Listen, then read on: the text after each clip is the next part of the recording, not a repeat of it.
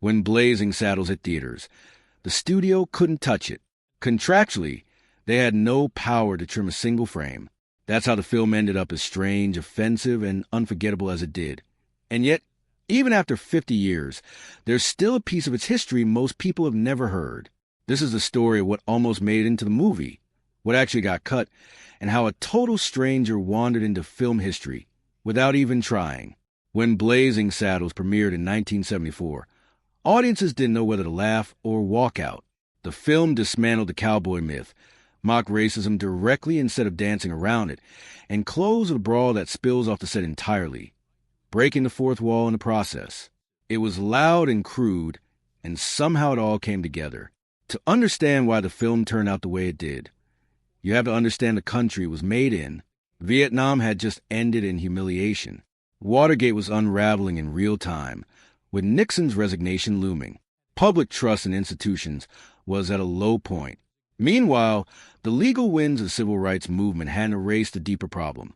Racism was still woven into everyday American life, and nowhere was that more visible than in the movies. Westerns, in particular, still cast white men as heroes and reduced everyone else to scenery. Mel Brooks wasn't interested in a gentle spoof of that formula. He wanted to detonate it. On its surface, Blazing Saddles is a simple story.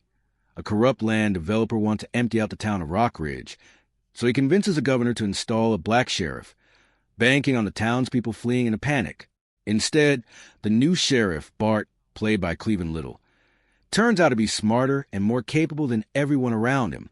What starts as a racist scheme collapses into a genre-bending rebellion, with Bart taking on both the villains and the town that rejected him. Underneath the slapstick is something sharper.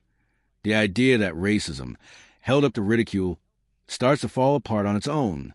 That's what made the film land so hard, and what made it so uncomfortable for a lot of viewers at the time. Audiences weren't used to hearing racial slurs deployed inside a comedy, even when the joke was aimed squarely at the bigots using them. They weren't used to bathroom humor in a mainstream studio picture. And they certainly weren't used to watching a black protagonist consistently outmaneuver every white authority figure in town. Brooks didn't build the script alone. Richard Pryor, one of the sharpest comedic minds of his generation, co-wrote the film and helped mold Bart into a character who wasn't just charming. He was fully conscious of how ridiculous his situation was. Pryor had actually been the first choice to play Bart, but the studio wouldn't insure him because of his history with substance use, a decision that likely reshaped the entire tone of the finished film. Cleveland Little, by contrast, brought a theatrical polish and dry wit that gave the role its own identity. The film went after everyone: bigots, politicians, cowboys, actors, old guard studio executives, proving that satire didn't need to be delivered gently to land. Even the ending refuses to play by the rules. Instead of staying inside its Old West setting, the story physically breaks through the Warner Brothers lot, spilling into other sets, city streets, and eventually a theater screening the very film the audience is watching. The characters become aware they're inside a movie, and the satire folds in on itself in a burst of controlled chaos. One of the earliest examples of that kind of self-aware ending in American comedy, paving the way for everything from Ferris Bueller's Day off to Deadpool. But buried inside all that chaos is something that slipped through almost entirely unnoticed. The most audacious moment connected to Blazing Saddles was never actually part of the finished film. It isn't a blooper, and it isn't studio gossip. It's a scene so bold that even Mel Brooks, a director who put on-screen flatulence into mainstream cinema, ultimately decided against including it.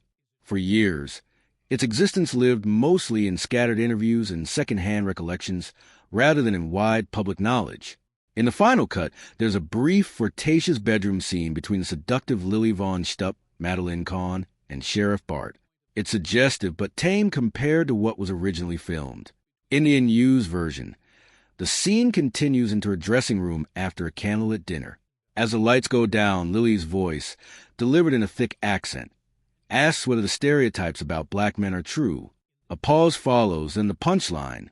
Bart tells her, deadpan, that she's actually holding his arm. In one beat, the joke would take on a racial stereotype directly, flipped it, and undercut it with dry comic timing, arguably a riskier move than anything that made the final cut. Brooks has discussed the decision publicly, including in a conversation with Conan O'Brien, explaining that the line ultimately felt like it crossed from satire into something that risked overwhelming the rest of the film. So he shelved it.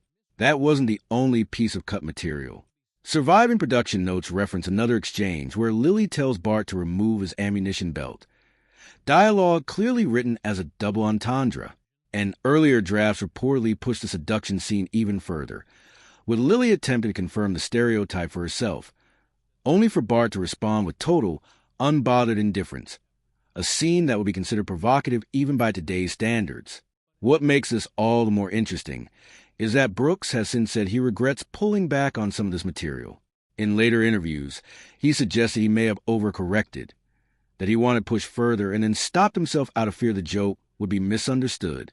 In one candid moment, he simply said, "Maybe I got scared." It raises an open question. Would Blazing Saddles still be remembered as a classic if those scenes had stayed in, or would the backlash have buried it entirely? There's no definitive answer.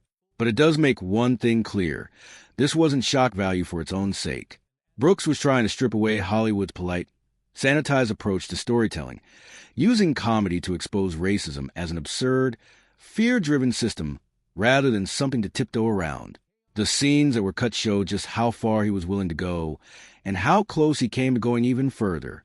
One of the film's most famous scenes, cowboys around a campfire, visibly and audibly reacting to a meal of beans, marked the first time a major studio film had included that kind of gag with full sound.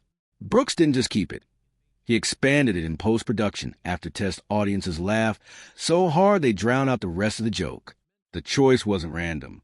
Westerns have spent decades presenting cowboys as stoic, clean-cut heroes. Brooks wanted to strip that myth down to something more human, sweaty, exhausted men who ate too much and slept on the ground. Warner Brothers executives weren't amused, calling the scene crude and unnecessary, but Brooks kept it anyway, and became one of the moments that redefined what mainstream comedy could get away with. That same appetite for chaos carried into the film's climax, where the story literally breaks out its own set and spills across the studio lot. Amid that carefully engineered mayhem, something unplanned happened. A man in an ordinary sweater wandered directly through the shot. He wasn't an extra, wasn't in costume, and had no connection to production, just someone who happened to walk by while the cameras were rolling. Rather than cut the shot, Brooks reportedly told the crew to leave it in because it was funny. That unplanned pedestrian became a permanent, uncorrected part of film history. Brooks built much of production around this kind of unpredictability, encouraging his cast to improvise and break from the script. Gene Wilder's loose, offhand delivery as the Waco Kid often deviated from what was written. Cleveland Little brought dry, understated reactions that gave Bart a wit that wasn't fully scripted. Madeline Kahn improvised several of her most memorable lines as Lily Von Stupp, including her breathy rendition of "I'm Tired."